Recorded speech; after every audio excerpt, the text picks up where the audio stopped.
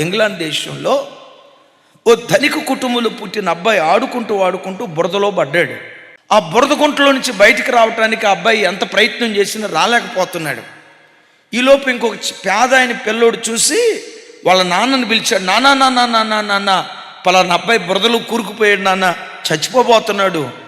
వెంటనే ఆ తండ్రి ఊబిలోకి దూకి చచ్చిపోబోతున్న ఆ బిడ్డను కాపాడి శుభ్రంగా స్నానం చేయించి వేరు బట్టలేసి, బాబు మీ ఇల్లు ఎక్కడా, మీ నాన్న ఎవరు, అక్కడ డ్రాప్ చేస్తానని చెప్పి ఆ ఇంటికి తీసుకెళ్ళి డ్రాప్ చేశాడు.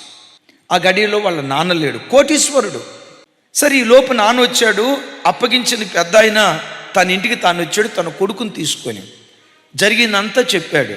వెంటనే ఆ ధనవంతుడు నా కొడుకును ప్రాణాపాయపు స్థితి నుంచి తప్పించాడా, ఆయన ఒటి చేతులతో ఎట్లా పంపించారు, వాళ్ళ రుణాన్ని మనం ఉంచుకోవద్దు, వాళ్ళ ఇల్లు ఎక్కడా చెప్పారు.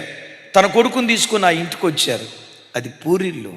చూసి అన్నాడు, అయ్యా మీరు ఇంత పేదోళ్ళా, నా కొడుకును ప్రాణాపాయపు స్థితి నుంచి తప్పించారు కదా, మీకు ఒక చక్కటి ఇల్లు కట్టించుకోండి.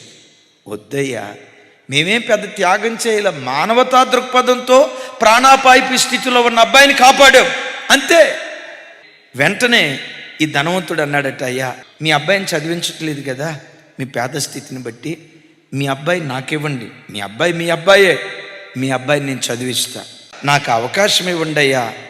నా బిడ్డకు మీరు ప్రాణం పెడితే మీ బిడ్డకు చదివిచ్చి కొంతైనా రుణం తీర్చుకోవాలనుకుంటున్నా. ఎందుకు అడిగాడో తెలుసా, ఒక మనిషికి ఎదుటివాడి రుణం ఉంచుకోవటం ఇష్టం ఉండదు.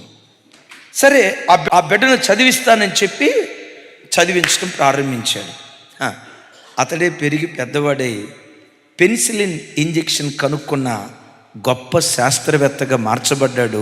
ఆ వ్యక్తి పేరే అలెగ్జాండర్ ఫ్లెమింగ్స్. పెన్సిల్ ఇంజెక్షన్ కనుక్కున్నాడు. అద్భుతం.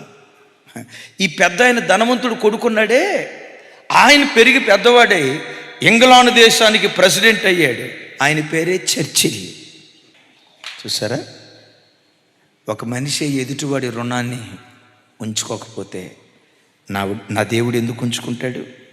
అందుకని అమ్మా, మందిరాన్ని గురించి మాట్లాడేటప్పుడు, సేవకుల గురించి మాట్లాడేటప్పుడు, సంఘాన్ని గురించి మాట్లాడేటప్పుడు నీ ఇల్లు కంటే, నీ పిల్లల కంటే, నీ భార్య కంటే, నీ వ్యాపారం కంటే, నీకు కలిగిన ప్రతి దానికంటే దేవుడు నాకు ఇచ్చిన సంఘం, దేవుడు నాకు ఇచ్చిన పరిచర్యని, సంఘం కొరకు ఎవరు ప్రాణం పెడతారో వాళ్ళను దేవుడు శిరస్సులాగా నిలవబెడతాడు.